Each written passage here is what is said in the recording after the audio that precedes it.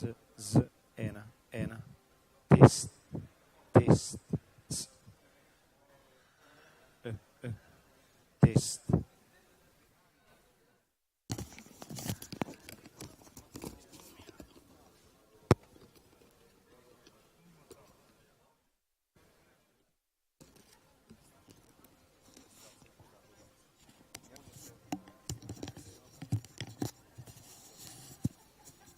Imam še dosti na auksih. Ena,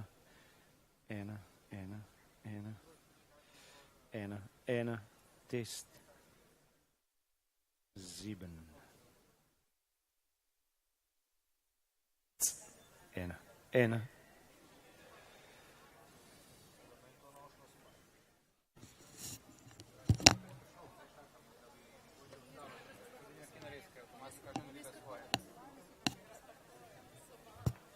Ko so smotali te stoli. Kako pa zgleda on? Aha, a šel na WC?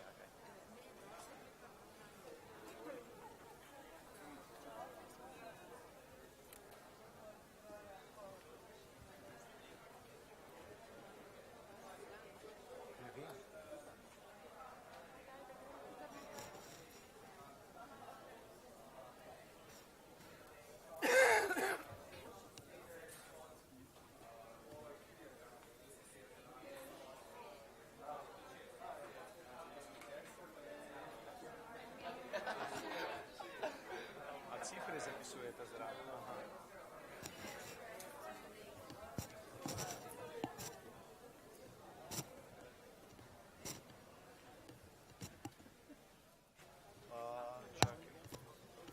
A ti že... Aha, dobiš iz tega. Ne, jaz ka svoj dajem... Iz slušalke ven. Zvok. Ja. KRIZNIH sem ji vam dal. Tuk, da vmes še lahko malo čekiraš, da je še malo nivo zvišaš, a ne? No, še tele, veš. Kva pa je?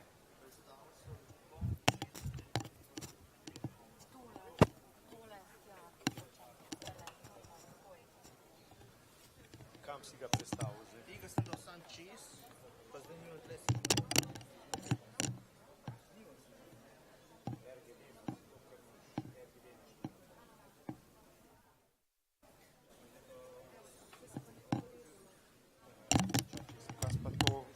Lahko sem večkaj ne tako. Jaz sem dal kom, da bo gor prišla.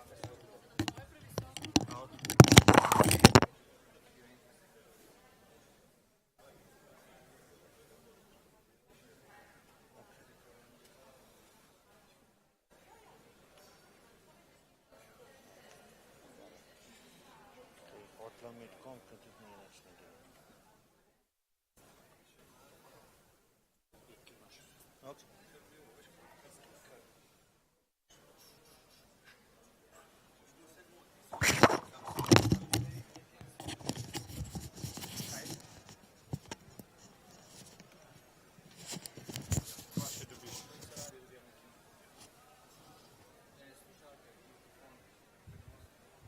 Ona ima prenosa, možem, da...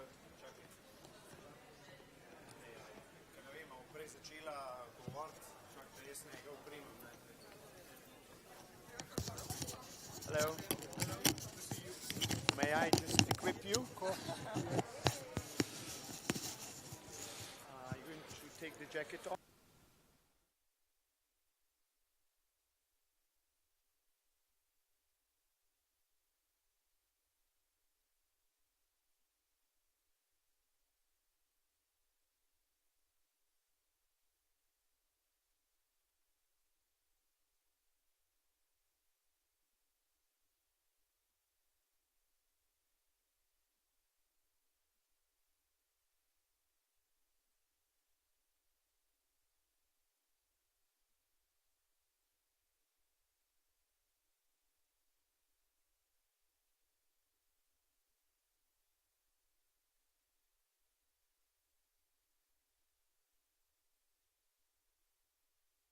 Hristos. Is this Kalimera is good morning? Or? Yes, good morning.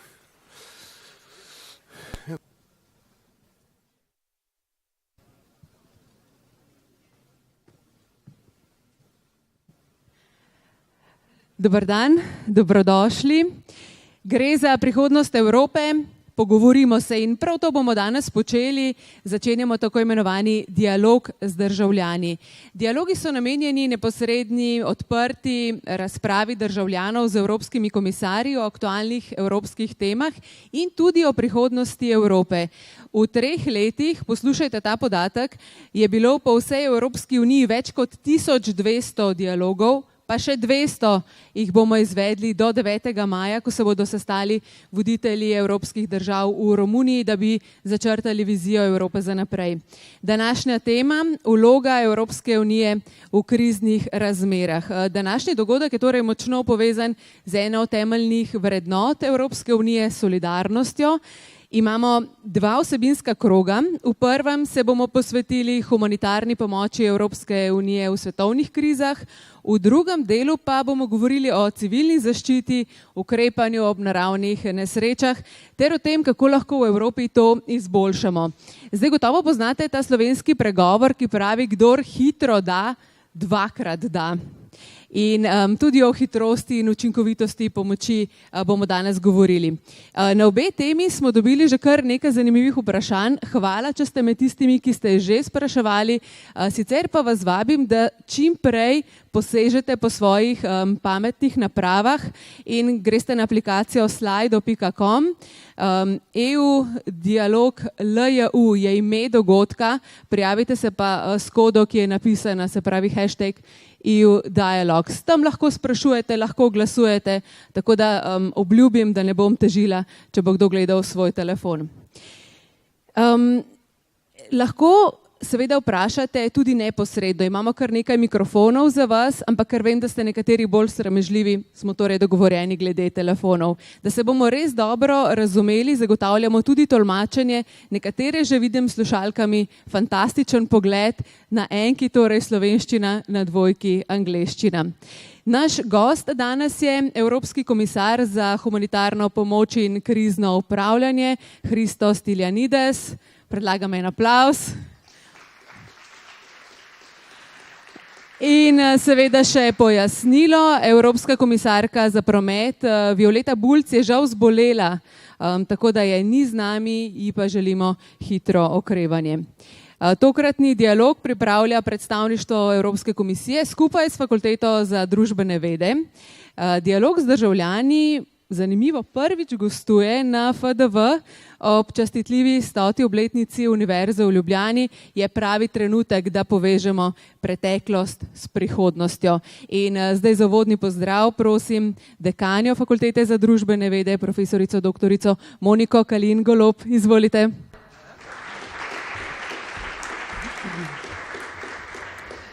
Spoštovani gospod komisar Stilianides, spoštovani gospod vodja predstavništva Evropske komisije, gospod Stančič, visoke gostje, kolegice in kolegi. Vesela sem, da ste se danes zbrali na razpravi o prihodnosti in pomenu Evropske unije in sicer ob razmisleku o tem, kako deluje evropska solidarnost in kako se odzivamo na krizne razmere. Še posebej sem zadovoljna, da ta posvet gostuje na naši fakulteti, Fakulteti za družbene vede Univerze v Ljubljani, na kraju, kjer imajo evropske teme dober temelj tako v raziskovalnem in pedagoškem delu naših kolegic in kolegov. Gospe in gospodje, Fakulteta za družbene vede je ponosna, da je središče družboslovnega znanstvenega razmišljanja na Slovenskem, kamor sodijo tudi današnje izjemno pomembne teme. Naj vaša razprava danes koristno prispeva k temu, da bodo politiki in političarke s pridom uporabljali spoznanja stroke in znanosti in tako bolj poučeno in bolj odgovorno prispevali k družbi strpnosti in solidarnosti, tako na Slovenskem, kot tudi širše v Evropski uniji in svetu. Hvala za pozornost in dobrodošli na Fakulteti za družbene vede Univerze v Ljubljani. Hvala lepa.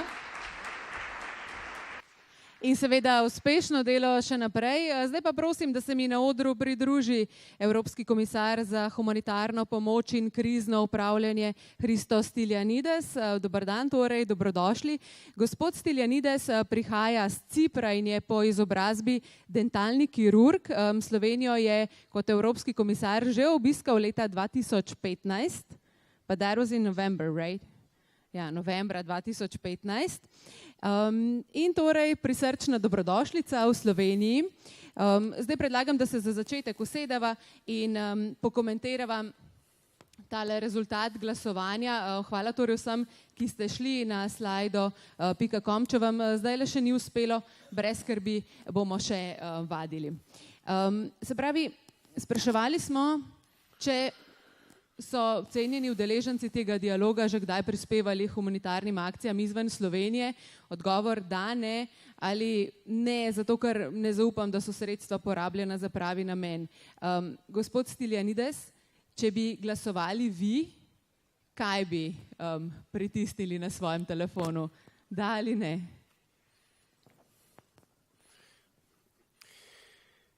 First of all, allow me to say good morning, everybody.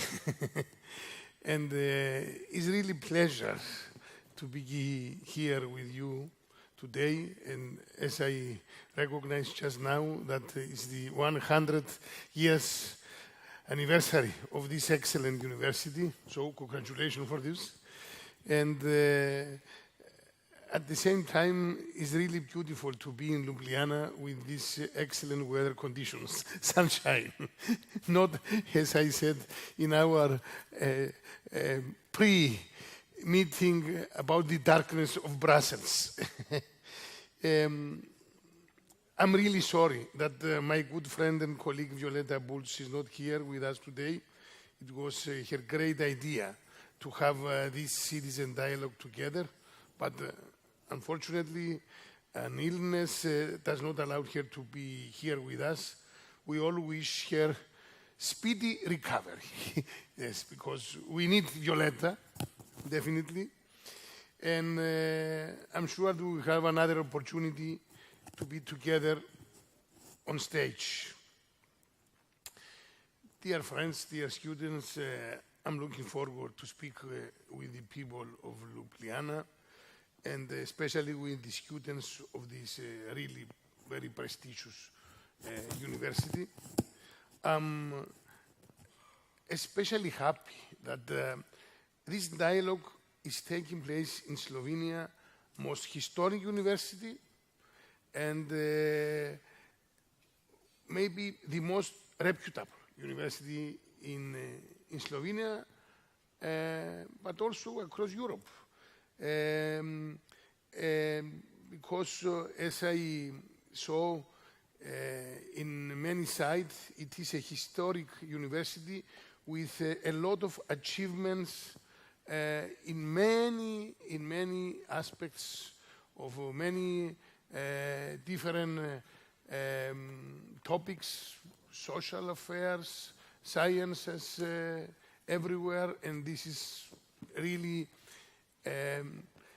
it's an honor to me to be here in this university, to exchange views with you, and to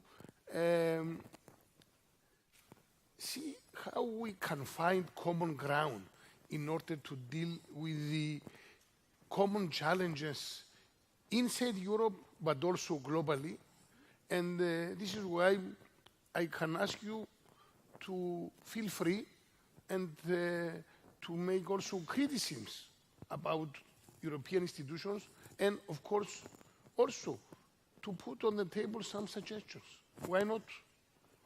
And as we talk in the pre-meeting, it's very important for us as officials, as politicians, to meet academia, to meet professors, to meet students, in order to smell this fresh environment, fresh ideas, and to be a little bit outside of these institutional audience in our offices and everywhere. So it's really great opportunity for me to be here, and I would like to utilize this opportunity in order to to show, to demonstrate the achievement and the weaknesses of the European institutions, especially in my field, but also it's really important for me to hear your suggestions, to listen to you about your concerns, about your demands, and so on. So let's just move on now to Yes. your field and maybe comment the first vote that we have. Have you ever donated for a humanitarian cause abroad? So here are the answers. The majority is no. So I'd like to know your experience and maybe to comment the last possible answer. I don't trust the funds are spent properly. What about that? Yes, I can understand why some of you, you are really reluctant to accept that the European humanitarian aid is not going probably to the vulnerable people. I would like to clarify 3 specific points. First of all, maybe you don't know that the European Union is the biggest humanitarian donor in the world. And we are the biggest humanitarian donor only with €4 per year for each European citizen. So me, our moderator, all of you, we contribute only €4 per year in order to see European Union to be the biggest humanitarian donor and to feel so proud of this because it's part of our European moral framework, it's part of our European identity. Now, why I believe that our humanitarian funding is going probably to the vulnerable people across the world? For 3 reasons. First of all humanitarian partners, UN agencies, international organizations, NGOs, all of them, they accuse us because we have the strictest requirements and preconditions about their accountability. And frankly speaking, as we talk with the ambassador just in the car before I came here, yes, sometimes we are so strict without little bit flexibility. We need little bit flexibility, and this is why if we compare, the administrative cost is really very high. So the first reason, all partners, they believe that we are the strictest humanitarian donor. Second, very crucial, our humanitarian aid is not going through state channels or state pipelines. We are really disciplined to provide humanitarian aid only through the humanitarian principles framework: neutrality, impartiality, humanity, and independence. In practice, what does this mean? I already allocated humanitarian money to Rohingyas community in Myanmar and in Cox's Bazar in Bangladesh, Muslim community. At the same time, a lot of humanitarian funding was gone in Yazidis community in Iraq, Christian community, and a lot of money of our funding is going in many communities in Africa, and now in Venezuela, and everywhere. So, regardless of ethnicity, regardless of gender, regardless of religion, we spend well the humanitarian funding, the European humanitarian funding, just to alleviate the suffering of the people, just to meet the needs of the vulnerable people on the ground. And my third point, why is more or less a really appropriate way to funding, because before we decide where we will allocate our funding, we have to make a lot of a sort of feasibility studies, a lot of excellent exercises in order to find where is the biggest need, where is the so urgent need in order to provide assistance. Frankly speaking, I'm sure that in some ways we can make mistakes, no doubt. And this is why we have the Court of Auditors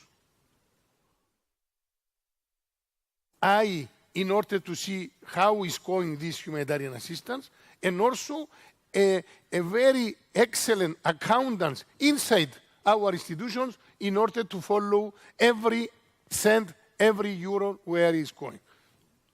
But my final point, I know I'm coming from the private sector, and I always said about the cost of the administrative cost and so on and so on. Sometimes we can see some problems. And we saw in many reports of the Court of Auditors. But as we said in a Greek language, there is a good proverb. The perfect is the enemy of the good. Okay, so let's we maybe have just to stop on this continue, point. regardless of some weaknesses, in order to alleviate the suffering of the people. Ja, se pravi, popolnost je sovražnik dobrega. Mislim, da lahko tu za hip naredimo piko in vas zdaj vabim na slido.com, se pravi to aplikacijo, ki jo verjamem, da nekateri že dobro poznate. Gospod komisar bo vzel slušalke, ker bomo nadaljevali v slovenščini. Kot rečeno, tudi tolmačenje je zagotovljeno. Zdaj naše naslednje vprašanje je morda malce provokativno in se boste težje odločili, ampak vas vseeno prosim, da sodelujete po svojih najboljših močeh. Potrebe po humanitarni pomoči so izjemno narasle. Kje se danes po vašem mnenju soočajo z največjo humanitarno krizo? Se pravi, zdaj vas prosim za glasovanje. Zelo pomembno se nam zdi, da slišimo tudi vaše glasove, vaše razmišljanje, in aplikacija Slido nam pri tem delno pomaga. Nekaj pa, kot rečeno, boste lahko potem tudi sami konkretno vprašali, tako da ne bomo vsega opravili samo na tej aplikaciji. Zdaj počasi torej dobivamo rezultate glasovanja o tem, kje je po mnenju občinstva danes največja humanitarna kriza. Mislim, da se vas večina odloča za Jemen, ampak seveda se strinjamo, da so vsa našteta območja pomembna in se bova zdaj z gospodom komisarjem na kratko dotaknila torej tega glasovanja. Se pravi, prosim za vaš komentar. Občinstvo se je v veliki meri odločilo za Jemen, Sirija, Venezuela. Kaj torej Evropska unija dela na teh naštetih območjih?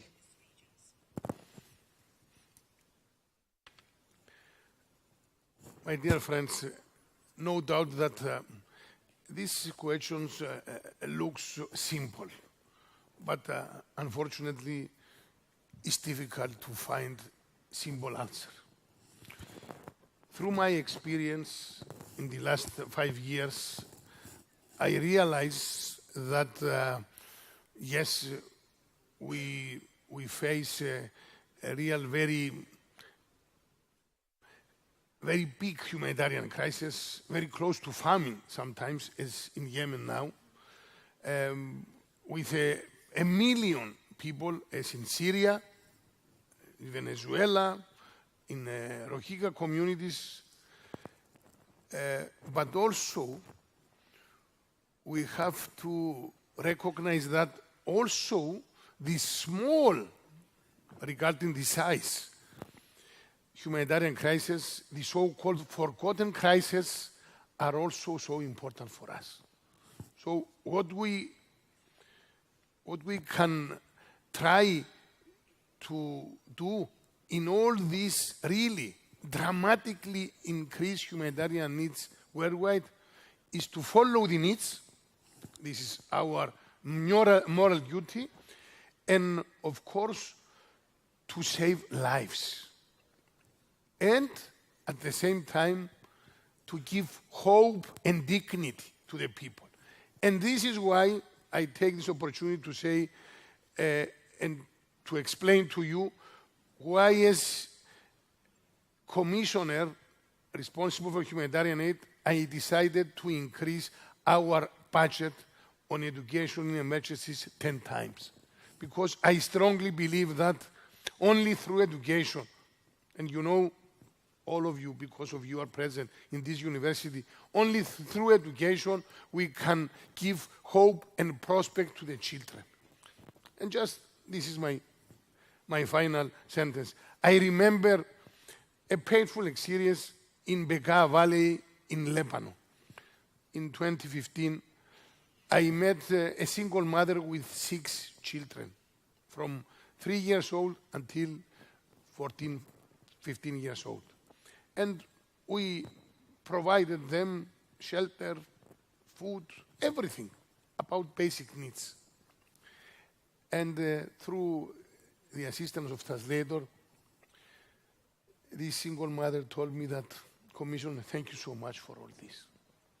But you know that my children, they need something more. They need education. Otherwise, they cannot go ahead. They cannot be self-reliant. So you have to spend more money in education. And this is why, and with other experiences on the ground, I decided to increase our budget for education measures 10 times, because it's the only shield against radicalization, against forced recruitment, against forced marriage, forced labor, early marriage.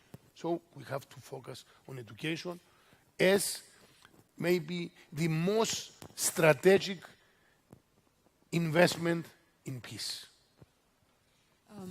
Zelo zanimiv in pomemben poudarek torej. In zdaj bi seveda radi slišali tudi vaša vprašanja.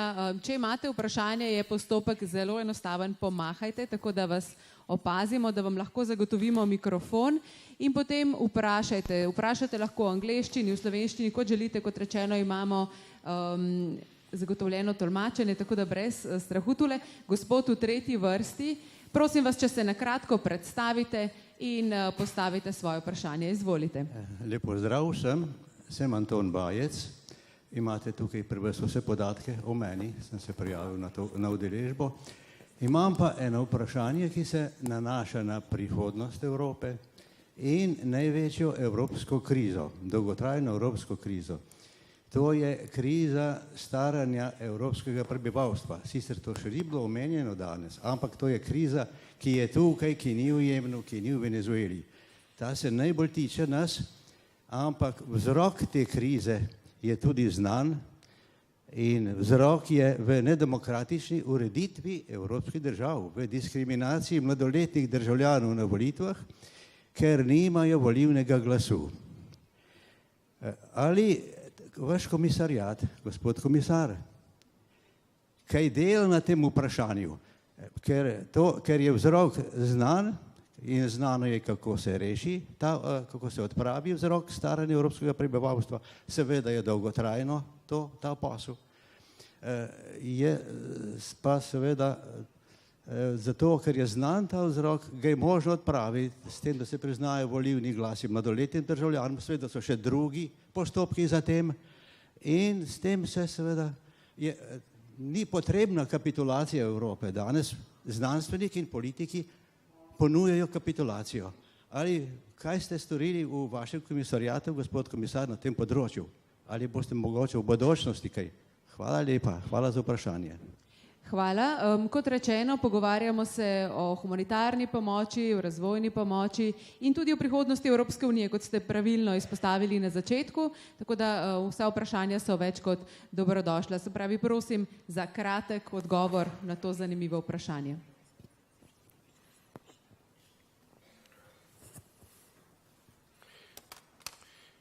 As our moderator already mentioned, my responsibility as European Commissioner for Humanitarian Aid focus on humanitarian assistance outside Europe. this is my area of responsibilities. But I would like to say a few words about your concerns, and the vast majority of your concerns is my concerns also.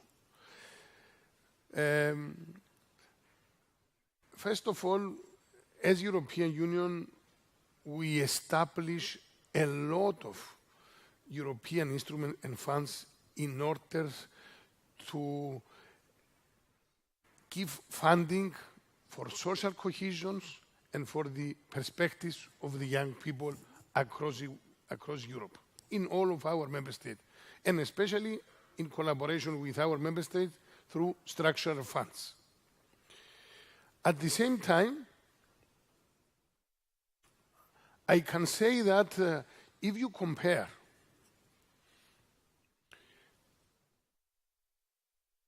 the situation in our member states 30, 40 years ago, and now, you can see that this comparison is so energetic, is so positive for all of us, that any of our member states already became in a better quality of life, definitely. The figures speak themselves.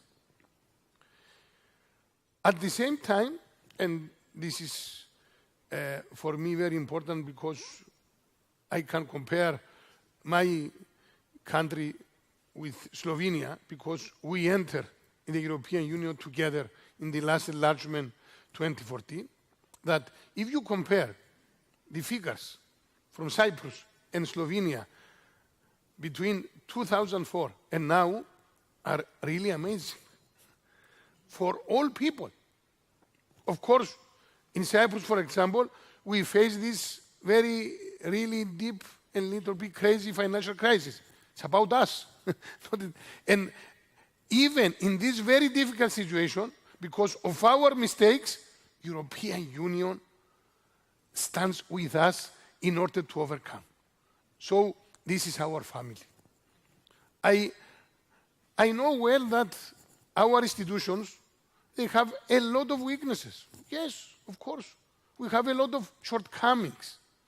But as I said in many times, when our home, our house, has a lot of problems, windows, the doors, and so on, we have to repair, we have to renovate all these things in order to, instead, to destroy our home. And this is the critical dilemma, especially 2 months before of the European elections. What is the dilemma? We saw the Eurosceptic approach. They believe that it's better to go back to the one nation state. And all of us pro-Europeans, we said that no. We need European unity.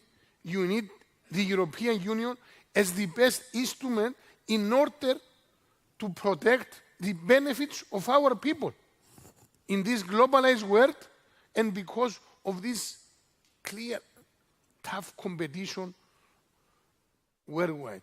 So I strongly believe that it's a naive approach if we believe this illusion that in this completely different work than 20, 50 years ago, the one nation state can deal with all these challenges alone. I know from my field, civil protection mechanisms. You can imagine that now, Sweden, last August, they faced devastated forest fires. And they believe before these fires that Sweden is really developed country, very high level standard of living, one of the best countries in the world. But they realize through forest fires that without European solidarity, without Italian Canadaires, French helicopters, Germans, firemen, and all of us together, it was impossible even for them to deal with this problem. So they realized that it's better to be together than alone. So regardless of the weaknesses, regardless of the shortcomings, the only way is to be together in order to sustain our competitiveness and our ability to solve problems for our people, for our children, for our youth, for the next generation, and to give more and more possibilities to find better ways for their future. This is my Mr. modest Stilianides, approach. we still have many questions to answer, so I'm going to ask you to shorten your answers. I know that's going to be difficult. Se pravi, zdaj se obračam na vas, tudi na tiste, ki malce manj radi držite mikrofon v rokah, pa imate raje svoj telefon. Nekaj zelo podobnih vprašanj dobivam tole na naši aplikaciji, pa tudi že pred dogodkom, bom skušala združiti. Gospod komisar, kaj pa stiske ljudi v naših državah? Veliko ljudi živi pod pragom revščine. Kako Evropska unija pomaga svojim ljudem? In podobno vprašanje spleta. Zakaj pomoč po svetu, ko pa imamo v Evropi težave z revščino in nezaposlenostjo oziroma brezposelnostjo mladih?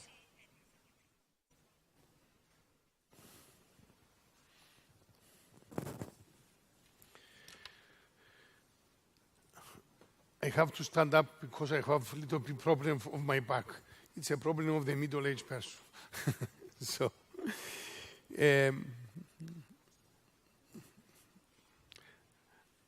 my suggestion, don't compare our standard of living with the African people, with the Asian people. There is no comparison.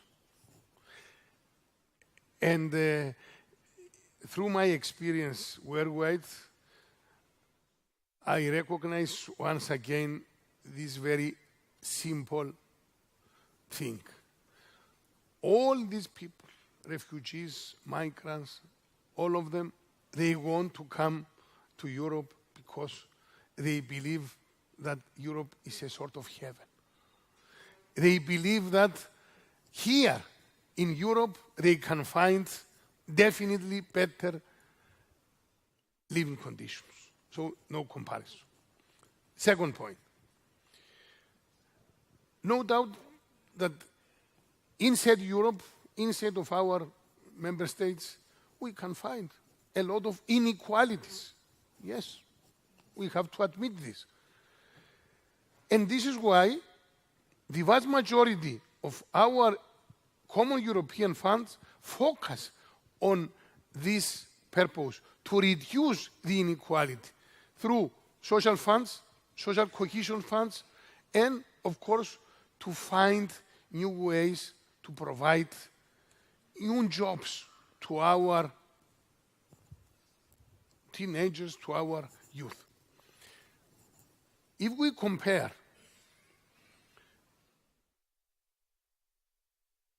the employment between now and 4 years ago, 10 years ago, 20 years ago, now we live in the best situation ever. We have the most employed people in our history as Europeans. The highest number. But no doubt that we have to find ways in order to be competitive and to find new sectors to invest in order to predict the future. Definitely, we are at a very critical juncture. We have to see how all these students, they can find very, really valuable job for their lives. And I'm sure, and this is why I said that we have to keep our competitiveness, we have to continue together in order to be competitive. For example, Airbus. It's a very simple example where the European cooperation can keep Europe as really competitive in this very demanding field. We have to put a lot of investments in research and innovation. And this is why the current college, we already suggested, proposed for the next MFF, multi-annual financial framework, to increase a lot our investments in research and innovation. And this is why we have to find new ways in order to provide a lot of money to the universities, because only through universities and the collaboration between academia and the private sector, we can see real competitive Europe with USA, with China, with Japan. And yes, we have to increase our funding to research and innovation. Predlagam, da zdaj preidemo na drugi del, ki je vsebinsko še bolj osredotočen na področje, ki ga naš današnji gost pokriva. Govorili bomo o civilni zaščiti in odzivu Evropske unije v naravnih nesrečah. Zdaj vas spet prosim za glasovanje na slido.com, kar pogumno na svoje telefone. Vprašanje gre takole: zaradi podnebnih sprememb smo priča vse pogostejšim naravnim katastrofam. Menite, da je bolje, da se z njimi spopadamo z nacionalnimi sredstvi ali skupnim evropskim ukrepanjem? Potem pa imate seveda nekaj možnosti za odgovore. Lahko napišete tudi, da ne veste, in sledite razpravi v nadaljevanju. Kajti zdaj z veseljem predstavljam gospoda Domna Torkarja. Domen je predstavnik iz Uprave Republike Slovenije za reševanje in civilno zaščito. Tule sedi in prosim, če mu zagotovimo mikrofon. Domen, lahko morda ostanete, da vas bomo vsi bolje videli. Ob tem, ko čakate na mikrofon, še nekaj besed o Domnu. Domen je slovenski obraz evropske kampanje Evropsko unijo varujemo skupaj, z ekipo sodelavcev, kolegov, junakov našega vsakdana. Sodeluje pri naravnih nesrečah in humanitarnih akcijah doma in po Evropi.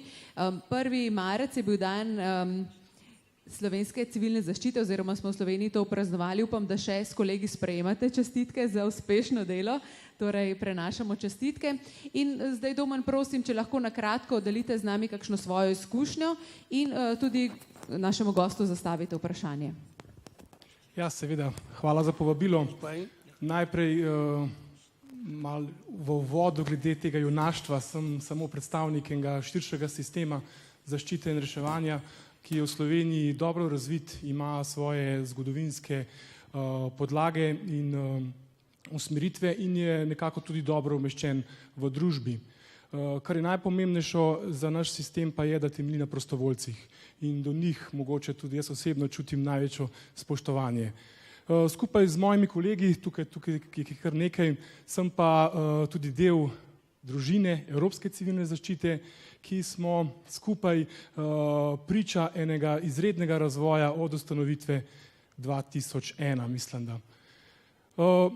Glede vprašanja, mogoče bi vprašal komisarja. Vsi vemo, da Evropska razvojna vizija gre v smer razvoja skupnih kapacitet, tako imenovanih Rescue EU kapacitet, s katerim bi načeloma razpolagala Evropska komisija. In me kot praktika zanima, kakšen pa je odnos države, ki ustanovi tako enoto, jo lasti oziroma jo ponudi Evropske komisiji, in pa Evropska komisija, ki jo pač z njo razpolaga. Predvsem me zanima ta odnos v kontekstu odločanja o aktivaciji, odločanja o prioritetah, ko gre za hkratno nesrečo doma in v tujini, in pa mogoče odločanje o prioritetah, kam bi se ta pomoč naj bi poslala, ko imamo mogoče scenarij istovrstne nesreče v večjih državah. Toliko za začetek. Hvala lepa, Domen, in uspešno delo še naprej želimo vam in vašim kolegom. Za nas boste kar ostali enaki. Zdaj pa prosim za odgovor.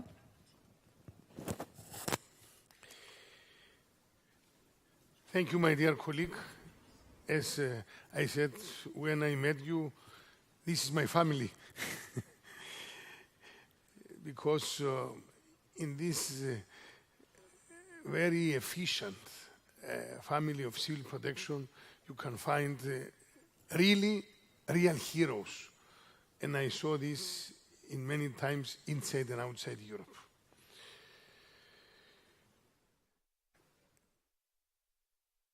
I emphasize on this, that we can do more and in a better ways when we are together, especially in this field, civil protection field. Why? Two only examples. One really very painful experience and one with a lot of achievements. Last 2017, October, we faced devastating forest fires in Portugal. We had 100 victims. And at that time, unfortunately, as European Union civil protection mechanisms, we could not provide assistance to Portugal. We could not deploy any Canadair, any helicopter to Portugal. Why? Through the previous system, before RESC-EU, we had achieved a lot through these voluntary basis mechanisms. But at that time in Portugal, in Portuguese case, unfortunately, because our member states, they face similar weather conditions. And I remember, give me the chance to say this because it's very critical.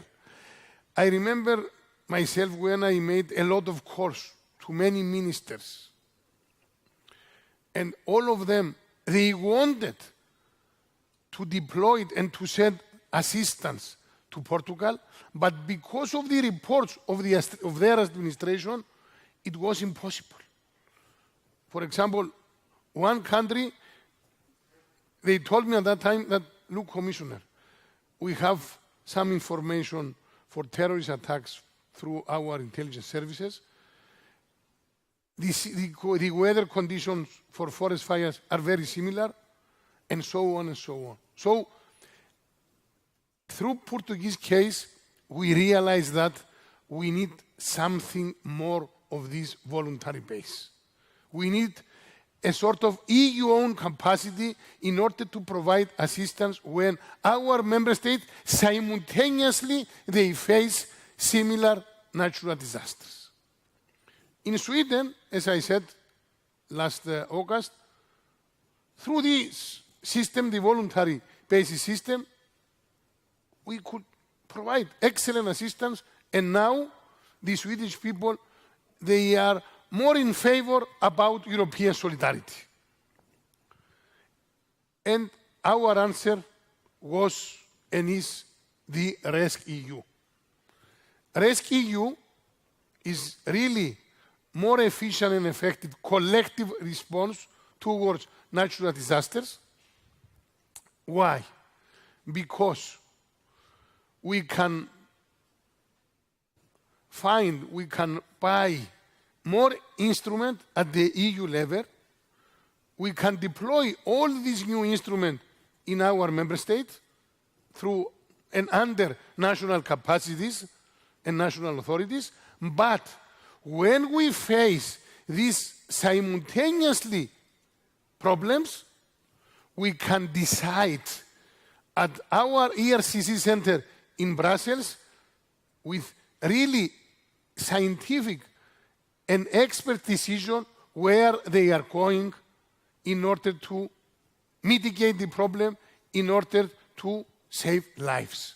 So we can continue through our excellent national capacities and resources in order to deal with the forest fires, but at the same time, we need rescue level in order to deal with these simultaneously problems across Europe. And my last point, you saw the problems in California, for example. You saw the problems in Texas. Even USA asked from us an excellent Copernicus mapping system in order to deal with this problem in USA. So Europe can provide sometimes very sophisticated instrument about natural disasters. We can feel proud of this. And I strongly believe that when we increase our capabilities and European capacities in this field, we can become maybe the first one worldwide. And about medical field, Ebola coordinator. And I realized 4 years ago when we faced this outbreak in the Western Africa, and because of the collapse of the World Health Organization, WHO, at that time, only through European engagement, we could defeat the virus in the 3 affected countries, and we avoided pandemic. And maybe through this pandemic, we saw more than 30 million victims of this pandemic. So we have to continue after this very important first big step on forest fires and to increase our European capacity also in the medical field. We need this.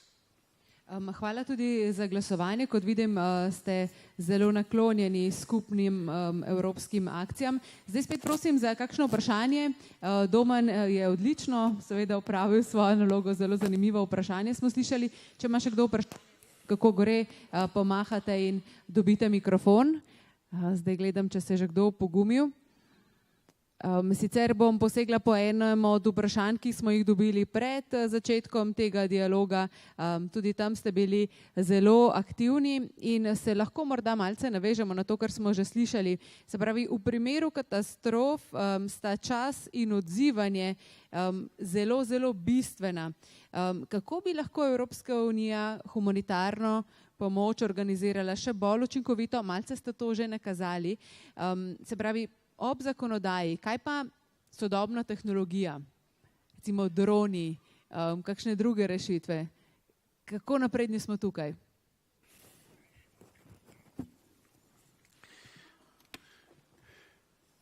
We talk in particular about civil protection field. And now we can use drones. And especially in France, they have an excellent instrument in order to monitor all areas and to see how to respond immediately, especially on forest fires field.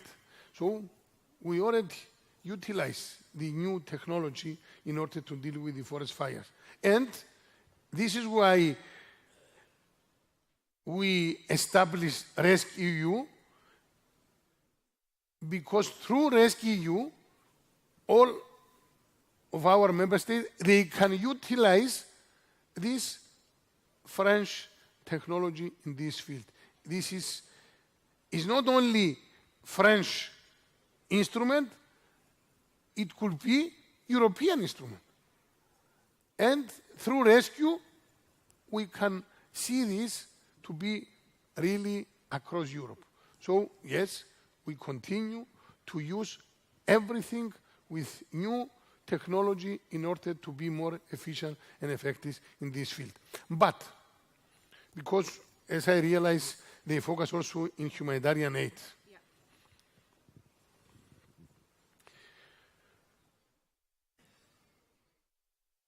We have a lot of projects, especially on education, providing educational projects through e-learning. In Syria, in Iraq, in Palestine, in Lebanon and Jordan. But no doubt we need more and more innovative proposals in order to increase really our efficiency and our ability to reach the vulnerable people. But here I take this opportunity to say a few words about this so-called nexus between humanitarian and development aid. Sometimes we approach our humanitarian and development aid through little p silos approach. We have to destroy this silos approach, and we have to find these ways to make the link between humanitarian and development. Because sometimes it's little bit artificial to say this is the line of humanitarian and now we start the development aid. No, the life is more complex about these artificial lines. And this is a real weakness, and it's a big debate among humanitarian and international community, humanitarian development community, to find the best ways to make this link in a very effective way. Frankly speaking, until now, we didn't fill this word, empty word, with a real context. We have to continue, we have to focus, and of course, we have to persuade our partners, especially UN agencies, the UN system, that we need to destroy the silos. And my personal suggestion for the next commission, and I'm here to say, to tell the truth, we need one commissioner for humanitarian development aid. We don't need two. We need one to take decisions immediately on the ground, on the spot. This is my personal view. It's not a common European position. Okay, but maybe I can say also my personal view as you. Maybe if you can just comment shortly on the question, because I think you already answered most of it. Is the aid that you provide to endangered countries short-term, or do you plan on helping those countries in the long run? You just answered that, so thank you for posting that question. Especially on education. Education also is an urgent need in order to see the children go back to school, but also to give them the ability to be part of the national curriculum. So it's an emergency issue, it's a medium-term issue, and it's a longer-term issue. So this is the link between humanitarian and development. And just continuing with this topic, another question from Slido. How successful is the cooperation with Middle Eastern, mostly Islamic countries, for example, in the field of education, as there are many extremist movements?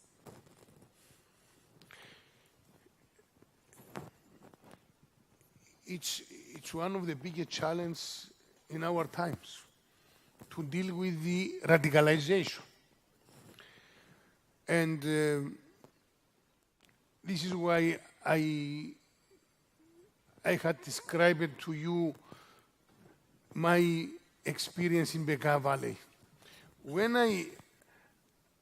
I visited Bekaa Valley first time, more than 87% of the children were out of school, 2015. And in my meetings there with some Muslim leaders, they told me that some rich people from the Middle East, they came in order to establish religious schools with a lot of money.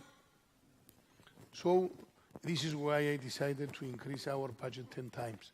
And now we already increased the children in Bekaa Valley were out of school more than 45%.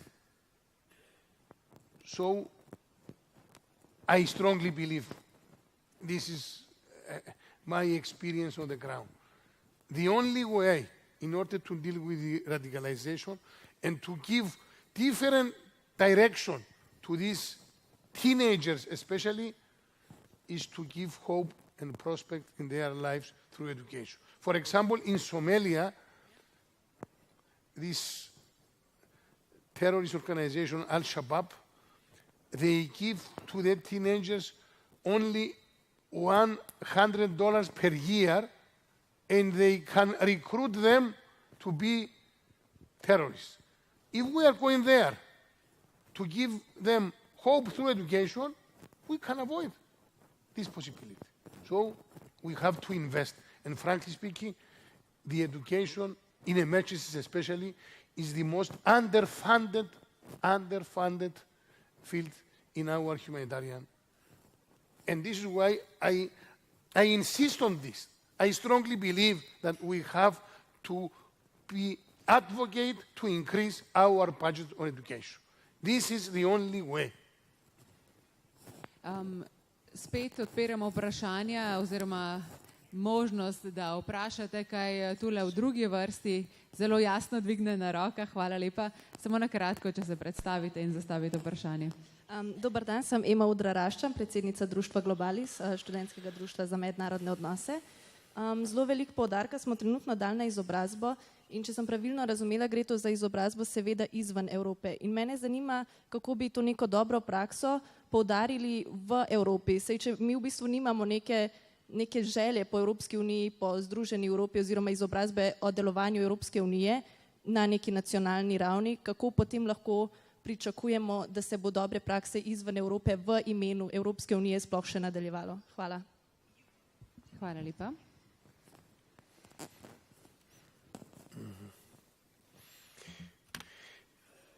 I'm really not very familiar with all these education issues inside Europe because it's not my responsibility. My dear friend Divor Navratsis is the commissioner responsible for education inside Europe. But as you know, and maybe you know better than me, especially education is really national competence. It's one of the most issues which already remained at the national level. But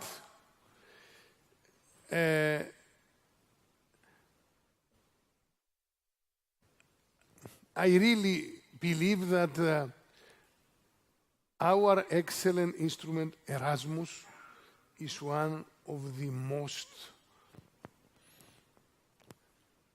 really attractive instrument funded by the European Union. We already increase the numbers of the students who can participate in this Erasmus project. Personally, I believe that we need to increase more and more because all students who be part of Erasmus, now they recognize the necessity of the European Union, the necessity to be together. They understand through their experience that the borders sometimes are artificial. And through this experience, we can understand each other in a better way.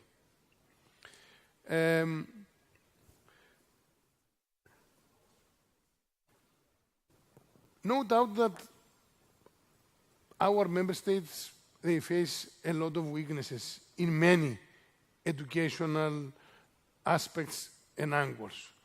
But if you compare the European, as a whole, educational system with other systems, you can see that we can compare also with the USA system.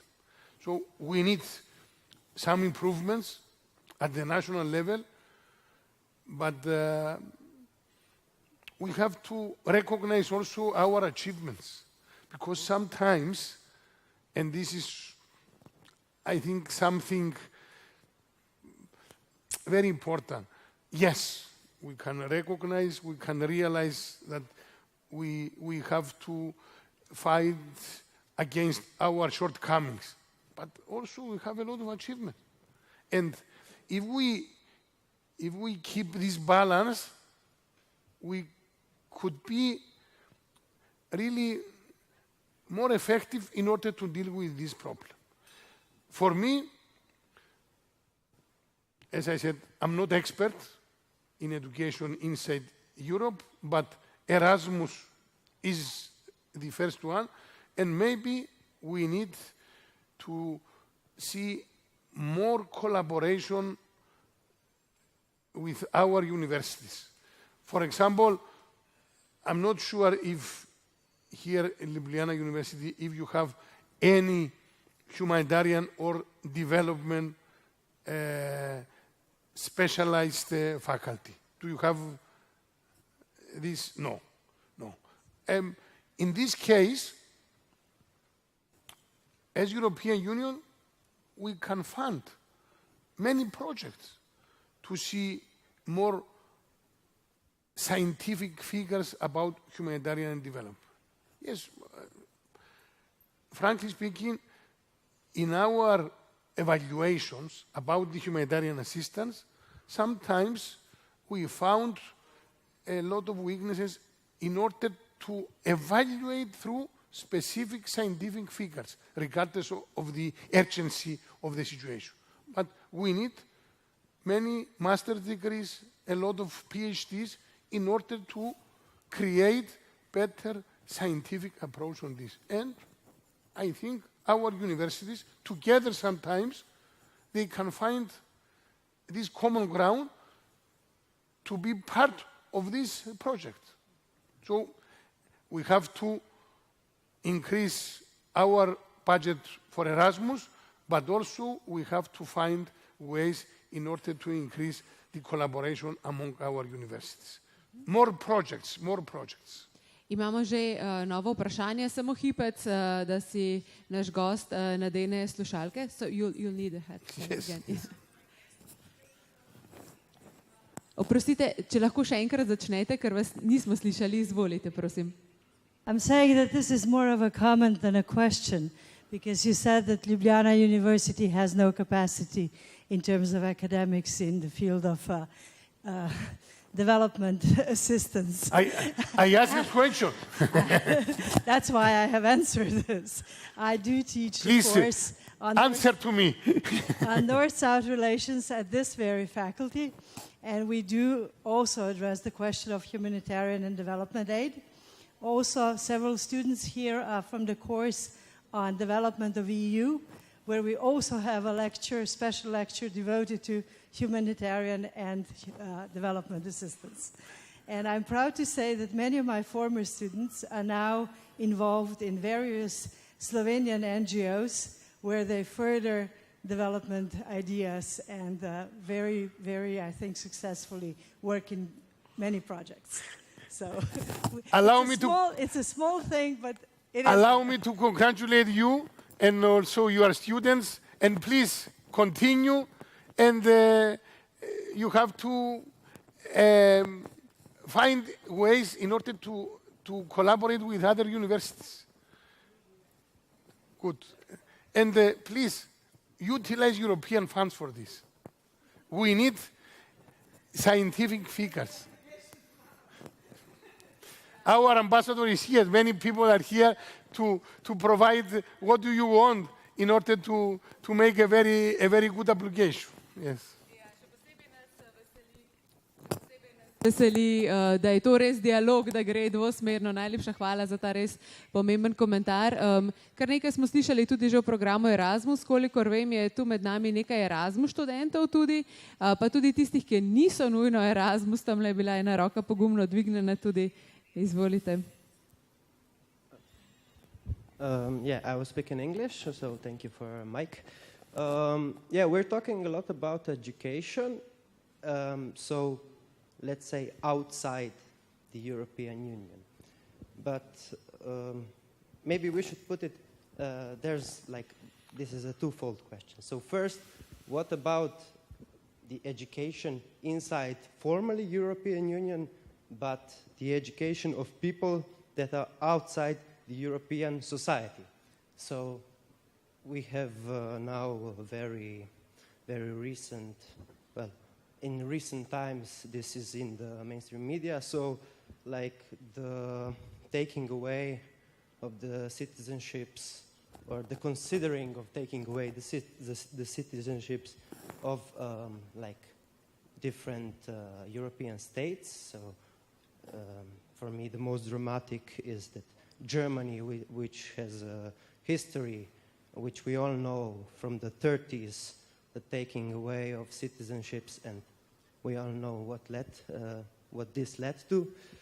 Germany is now considering this. So to me, the primary question is the quality, not the quantity of education.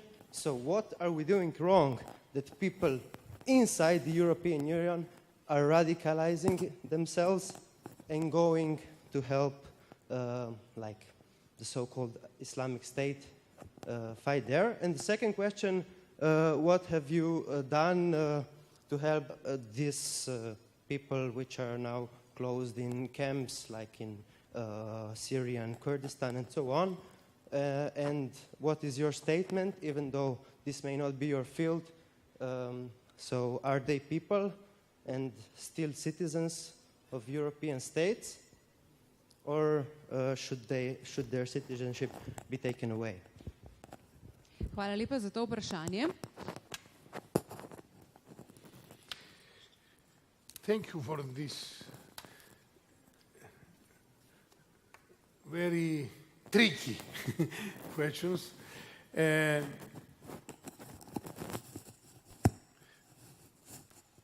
First, I totally agree with you about the quality. And this is our common purpose with our humanitarian partners, to provide quality education. But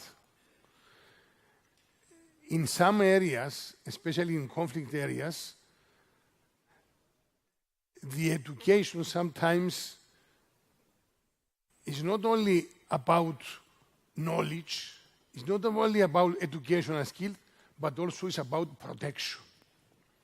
So we have to recognize also this aspect of education in emergencies.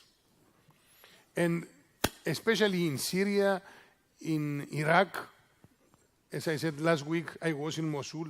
I visited Erbil and many other areas where we funded projects with a lot of children in the primary school, especially in Mosul or around Mosul, with Muslims, children, and Christians, and Yazidis, and Turkmens, and all different religions in Mosul. So sometimes the school as such is an instrument for reconciliation, because just 2 years ago, in the same schools, Daesh and ISIS, they tried to educate the children with this hatred approach. And now in the same school, these children, they can educate about the tolerance. They can educate about the coexistence with the different ethnicities and religious groups. So this is the protection, this is part of education in emergencies. Now, you told about the integration inside Europe and about citizenship.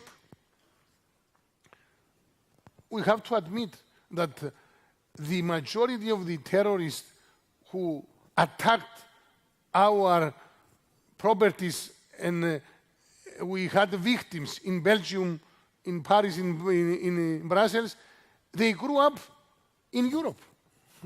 They didn't come from outside. So we have to admit there is a problem about the integration. We have to focus to integrate all these communities inside Europe in a better way. And of course, about citizenship.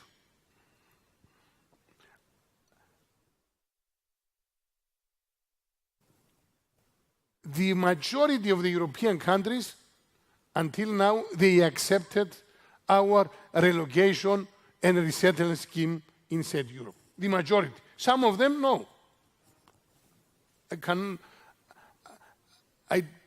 I come here to tell the truth. Yes, unfortunately, very close to Slovenia, some of our member states, they didn't accept even small numbers, 1,000 of refugees in a very big cities. Okay, and this is why we can say that Europe is divided due to migration issues. But at the same time, our member states, they gave a lot of new citizenship, a lot, especially in Germany, frankly speaking, and also they follow everything about asylum seekers process in accordance with Geneva Convention. So we need more integration. We need to discuss about the citizenship. We are divided, but at the same time, if we compare European Union with others, we remain the best even in this field with our division about migrants. This is the objective approach about this. We have weaknesses, but I think we can say that we follow our moral framework about migrants and refugees. Čas imamo še za eno vprašanje, tako da boste morali biti zdaj zelo odločni, da vam prinesemo še mikrofon. Domen se je že prijavil, ker je Domen že spraševal, da možno še komu drugemu, sicer dobi Domen mikrofon. Aha, še tamle, dovolite, Domen. Samo hipec, da pride mikrofon do vas, da vas bomo dobro slišali.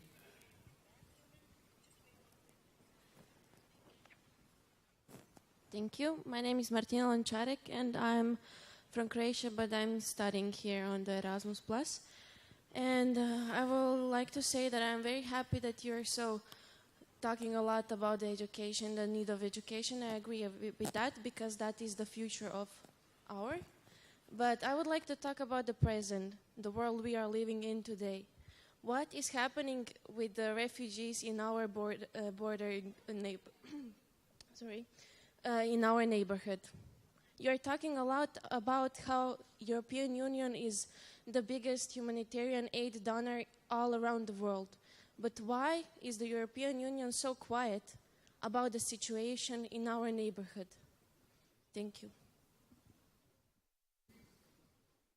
Can you be more specific in Turkey, for example? No. I would like to, in Bosnia, for example, there is a lot of refugees there.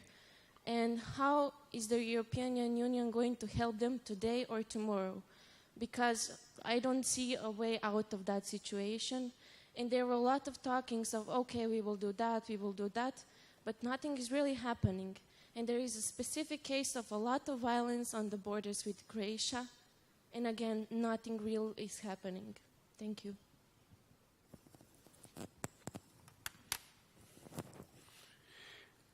As I know, especially in Bosnia and Herzegovina,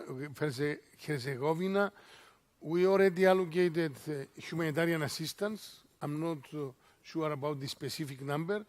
And also through our DG funding, we already allocated also, I think, adequate funding to deal with refugees. But you know that it's impossible for European Union, first of all, to impose any country to accept refugees. It's definitely national competence, and sometimes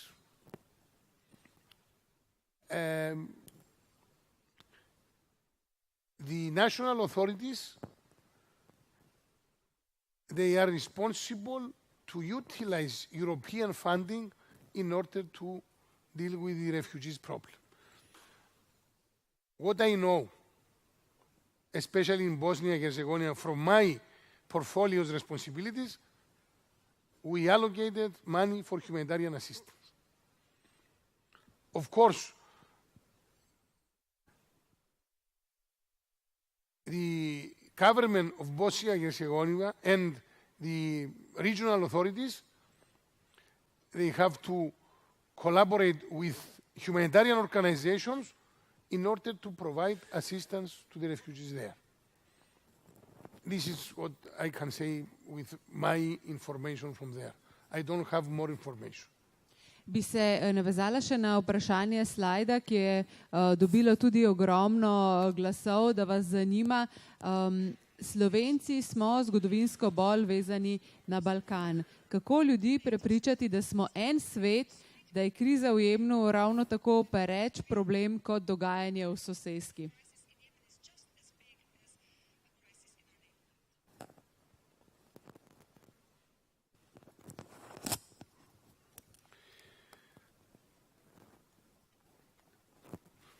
Give me the chance to defend European people.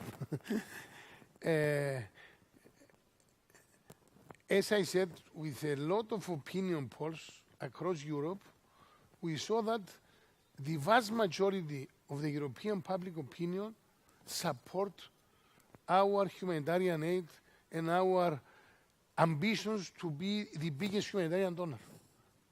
Around 80-85%, as I remember.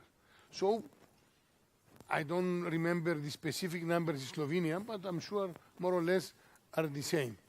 So the European people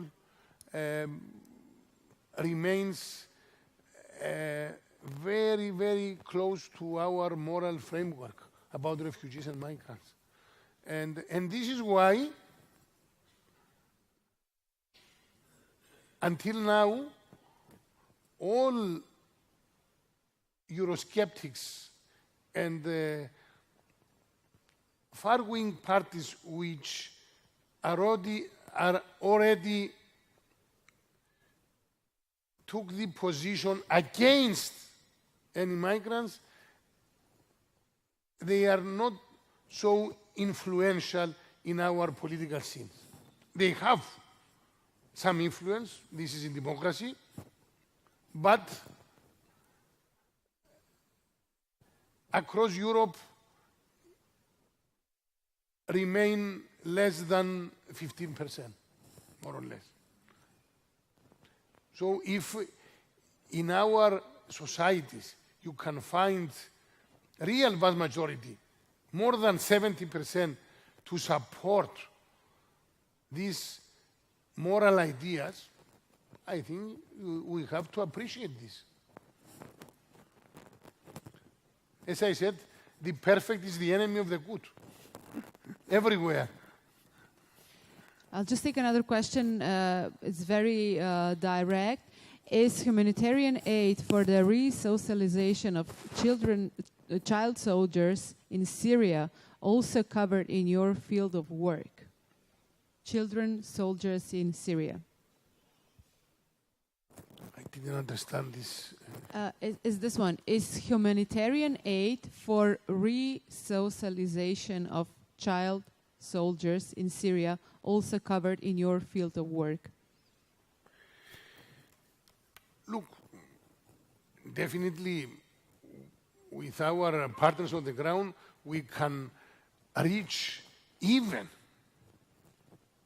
teenagers and children who are affiliated with ISIS in order to restore these people and to give new opportunities to go back to the societies. We have a specific project, yes, for this. But sometimes, for example, this case to go back to Netherlands or UK is not in our responsibilities. It's a real national responsibilities who is eligible to go back. Tako, zdaj pa prihajamo v zaključno fazo našega dialoga. Zelo strogi smo pri času, namignila se že prej, da je nažalost zadnje vprašanje. In zdaj sprašujemo vas, spet vas prosim, da pridete na slido.com. 26. maja, se pravi kmalu, nas čakajo evropske volitve.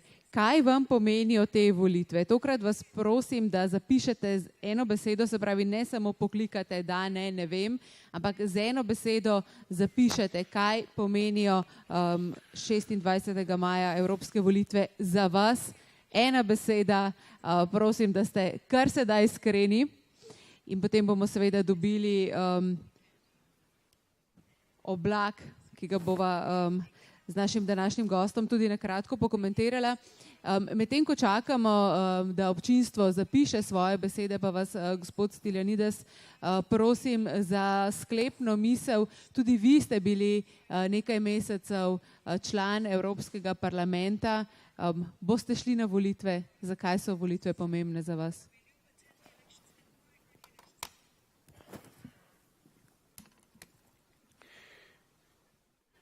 Dear friends, I already emphasized on this, that our common European home, our common European project has a lot of weaknesses, has a lot of shortcomings. But what is the alternative? I strongly believe that for all of us as Europeans, the European integration is the best way in order to deal with our problems, with our common future. And the next elections is an opportunity to avoid troubles to these projects. It's an opportunity not just to say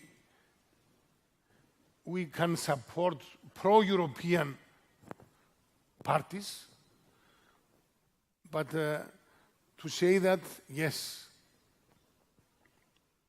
we need a new beginning. We need a new starting point to re-energize our common projects. And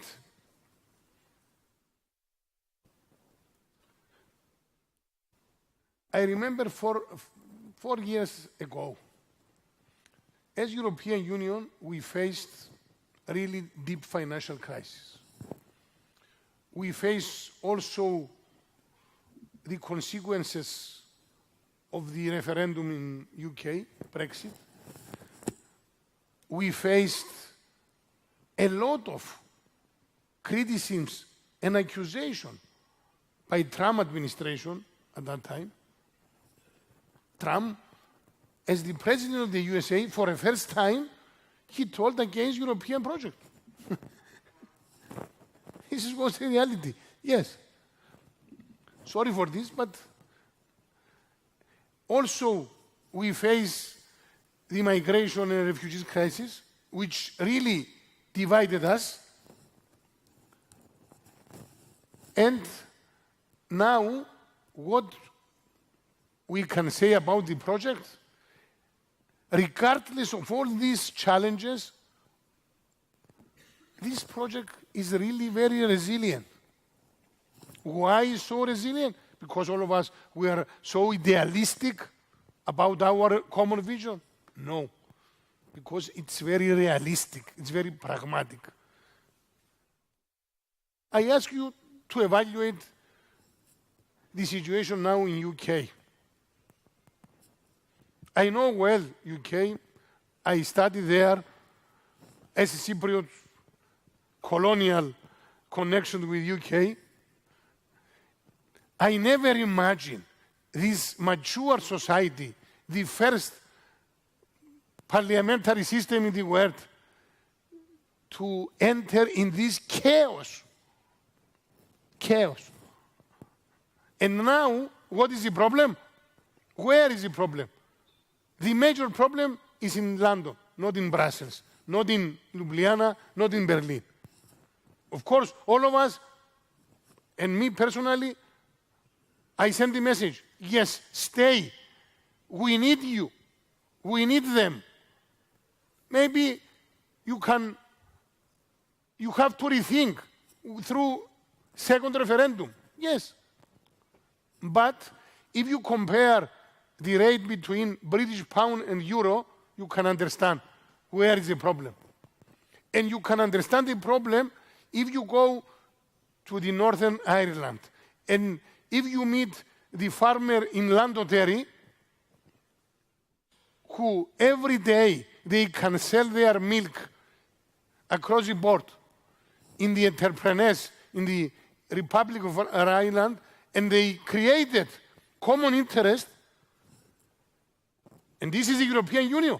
This is the single market. And these people there, the ordinary people, they know well that without European Union, there is no future for them, for their children. So this is the European Union. Maybe just a short comment on the answers that we got about the elections. So the future stands out, democracy, but also change and hope. And also... Future. Future, exactly. That's yes. the main word that we got. So is that the good word to finish this dialogue? Of course. We speak about future, about our common future. I'm 60 years old. My son lives in Berlin because of the European Union. You can go everywhere. I remember myself, I was a student, and I tried to make a trip in Europe.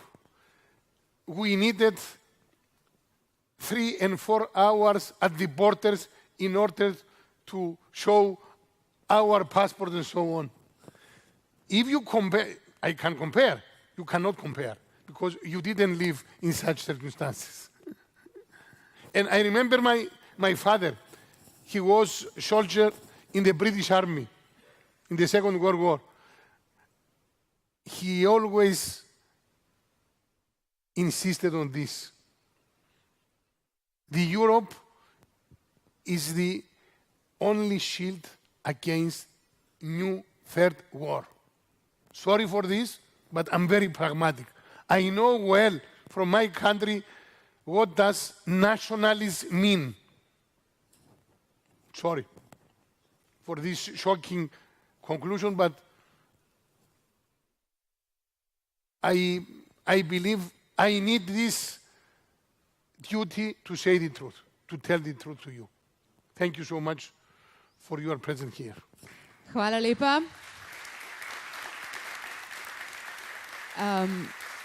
Hvala lepa, gospod Stilianides, za vaše odgovore. Zelo prizemljeni boste tudi jutri, ko boste obiskali izobraževalni center za zaščito in reševanje Republike Slovenije na Igu in si ob 11:30 v Kotarjevi prepadni jami pri Novem mestu ogledali tudi praktični prikaz reševanja iz jame v izvedbi specializiranih enot Uprave Republike Slovenije za zaščito in reševanje, tako da imate še torej tudi nekaj dela na terenu. Ker se morda danes v drugem delu nismo tako zelo veliko ukvarjali s civilno zaščito, bi vseeno izpostavila, da je pripravljenost vseh udeležencev v sistemu reševanja bistvenega pomena, da lahko pri nesrečah doma in v tujini dobro in hitro reagirajo. Posebno znanje in dragocene izkušnje, ki jih imajo slovenski jamarji in reševalci, pa je dragocen prispevek v evropskem sistemu civilne zaščite in res smo ponosni torej tudi na slovenske jamarje. Hvala lepa vsem za vaše udejstvovanje. Naj vas še opremim z dobro novico za na pot. Vsa vaša vprašanja bodo dobila odgovore. Se pravi, vse, kar ste zapisali na spletni strani pa na aplikaciji Slido. Danes žal nismo imeli časa glasno odgovoriti na vsa vprašanja, ampak na spletni strani predstavništva Evropske komisije v Sloveniji bomo objavili odgovore, se pravi, priklikajte na to spletno stran in poiščite svoj odgovor. Hvala vsem za zanimivo razpravo, s tem tudi zaključujemo že 23. dialog v Sloveniji. Zdaj vas vabim še na neformalno druženje v Predverju, kjer vas čaka tudi EU kotiček in mladi prostovoljci kampanje Tokrat grem volit. Hvala še enkrat in lep dan še naprej. Thank you so much. You are excellent.